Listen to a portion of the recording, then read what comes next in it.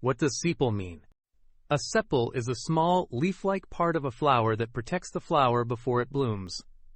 In simple words, a sepal is the green outer part of a flower that covers and protects the bud.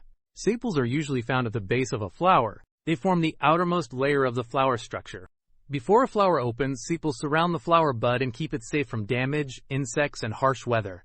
Once the flower blooms, sepals often remain under the petals as support. Sepals are usually green because they perform photosynthesis like leaves. However, in some plants, sepals may have bright colors and look similar to petals.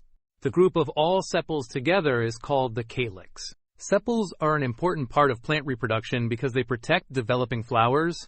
For example, when you look at a rosebud before it opens, the green covering around it is made of sepals. Here are some example sentences.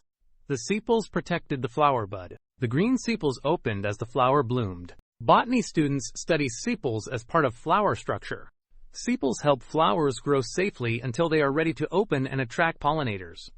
In simple terms, a sepal is the protective outer leaf of a flower bud. Easy way to remember. Sepal means the green protector of a flower before it blooms.